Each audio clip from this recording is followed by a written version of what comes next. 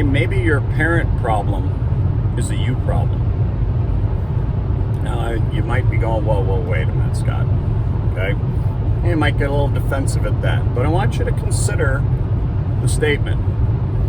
I have known my share of coaches who either have a lot of different parent problems, have had through their career, a lot of parents who, have complained a bunch about them or whatever it might be. Or I've had my share of coaches who didn't have a lot of them, but some of them, got pretty big, some of the specific ones. And of course, as human beings, we get very defensive right off the bat. We feel we're being attacked. And as coaches, yeah, that happens. And yes, those of us, well, we've all probably, if you do this long enough, you'll have some parent problems. But one of the things to consider is you get defensive, and that's natural, but then look in the mirror. Step back and think about it, and listen to what they have said, and consider what they have said, and try to be objective. Most of us can't. Let's face it, we're never 100% objective, but we need to try to be objective. One way to do that is to try to elicit some ideas from other people about those same things that these parents may be complaining about, and ask others, those in your circle, those people who you trust, people who are maybe can be a little more objective, other people, and ask them what they think, and tell them. You don't have to sugarcoat this, or if you are going to sugarcoat it, that's fine, but I need to know the truth. So, you might end up softening it, but I need to know, is this something that I actually need to do differently, or whatever the situation may be? Because I'll also say that with the number of, as I was mentioning, coaches who've had a bunch of parent problems or have had a few biggies, with those, I'll just say that I've known my share. It was on them. It was the coach who did not either handle something the right way or present something the right way. So often, as I've said for years, in anything that we deal with is in the education world, but teaching, coaching, wherever, but especially for coaches, this is a relationship business. And so often the problems that we run into come back to how we communicated in that relationship, or how we didn't communicate or miscommunicated in those relationships. Communication is such an important point, part of what we do. And I've known way too many coaches who really struggle with the communication piece.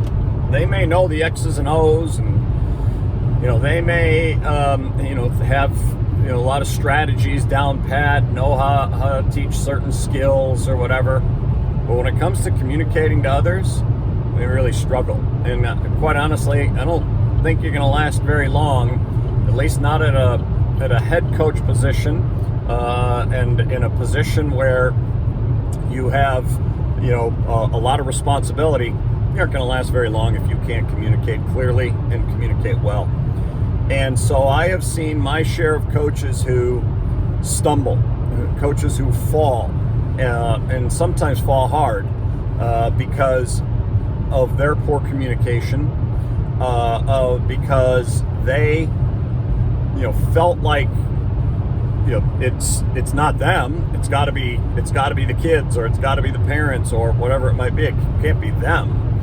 And they just did not lay out whatever it was that led to this problem. They did not lay out the ideas to either ahead of time so that you wouldn't get into this problem, or during the moments where this problem started to happen and maybe started to be brought to these coaches' attentions. And so I find that communication piece is so critical. So many of the parent problems out there that coaches end up having go back to they didn't communicate clearly at the beginning of the season.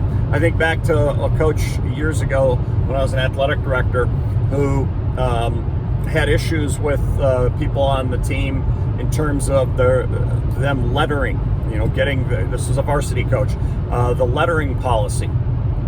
And well, the coach chose during the end of the season, when it's time to be giving out, figuring out who's going to letter, it changed kind of during the season. Well, this is, I didn't like how such and such happened, so I changed, the requirements for it. It's like, but that's not what the kids thought. That's not what you told the kids at the start of the season that the letter requirements were. You didn't like that they didn't handle something a certain way that and also this coach had not, laid out, well, here's how I want such and such handled.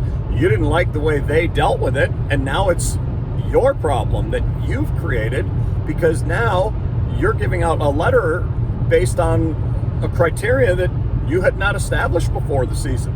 And so they had no way to be able to adjust and fix and do whatever as the athletes, because as I say, this was at the end of the season when this coach made this change. So that became a parent problem that was totally the coach's problem, and that was on the coach. I can think back to numerous examples where the coaches, again, I'm a defender of coaches all the time. Anytime I hear a parent complaining about a coach, my hackles go up, and my first line of defense is, whoa, wait a minute now. You've not coached, or you don't coach, and you're not in that room with them, and you aren't. And I'm always first to defend coaches, and that's how I was as the athletic director. But I also said it to the coaches, I will be completely behind you and 100% ready to back you as long as you don't give me reasons not to. And my point was, you have to hold up your end of this bargain as well. You have a responsibility to these people. And as I say, all too often I found that the coaches who ended up having parent problems, I'm not going to say a lot of the time, but all too often, those could have been prevented had the coach himself or herself kind of thought through ahead of time, figured out the best way. And let's face it, there's times where all of a sudden you realize, you know what, I didn't handle that the right way. Come clean. Tell people. You will go, your reputation and your ability, the way people view you will actually, go up in their esteem. If you will just come clean, be honest, you know what, you're absolutely right. I should have handled that differently. A lot of times you'll go into a parent meeting, you'll get into a parent meeting, and if you do actually do what I say, where you're kind of thinking it through and trying to determine, okay, do they have something here? So often through the years I found, no, I went through, I checked it out, and I realized, nope, they are wrong. They don't know what they're talking about with regards to this or whatever it might be.